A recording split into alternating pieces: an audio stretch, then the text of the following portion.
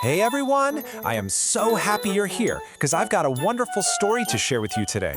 It's called The Courage of Pip the Small Sparrow. But before we meet Pip, I've got a question for you. What do you think it means to be brave? Does it mean you're not scared of anything at all? I don't know. Let's keep that question in mind as we get into our story. All right, it's time to meet our main character, Pip.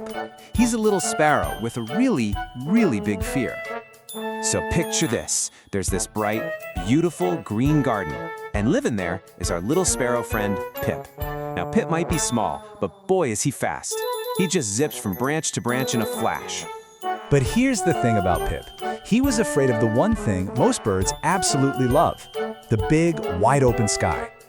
So while all the other birds were soaring and diving way up high, Pip, well, he always stayed close to the ground, where he felt safe. Whenever his friends would chirp, "Come on, Pip, fly with us," he'd just shake his little head.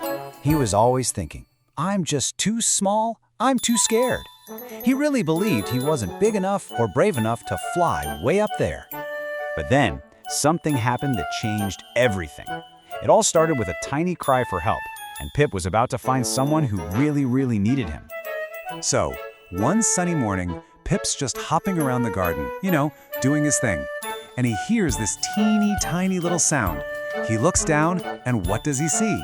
A baby ant, sitting all alone on a leaf, and it was crying. Pip leaned in a little closer to listen. The little ant cried out, "Oh no, my leaf bridge is broken. I cannot go home." Can you believe it? The poor little ant was totally stranded, with no way to get back to its family. This was a huge moment for Pip. He looked down at the sad little ant, and then he looked up at the big, scary sky. He had a choice to make, right? What was more important, staying safe and avoiding his fear, or helping someone in trouble? And this is where the story gets really good.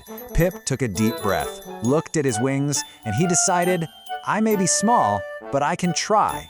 Now listen, he didn't magically stop being scared. The super important thing was that he decided to try anyway. And that decision leads us to the most exciting part, Pip's brave first flight. Let's check out how this little bird took such a big step. He didn't just zoom way up into the sky. Nope, he was actually very careful. First, he flew low, staying close to the ground.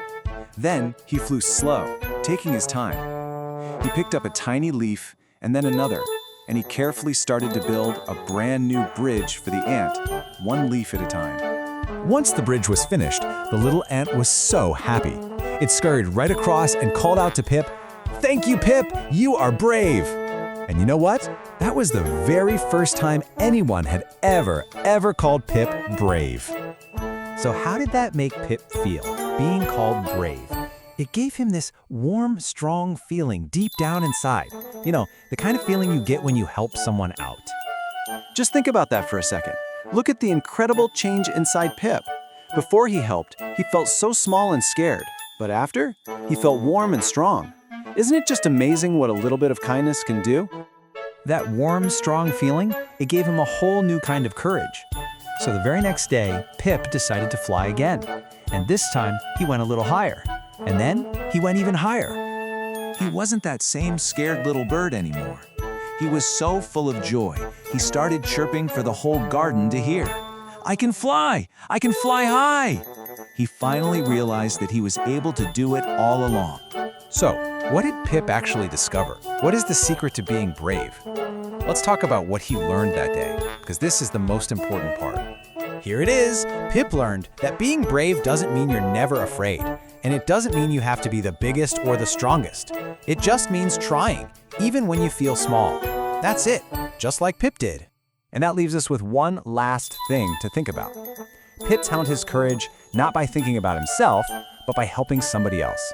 So, how can you be brave like Pip?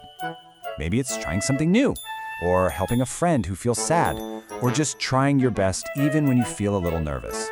Just remember Pip's secret. Even a small act of trying can make you feel very brave.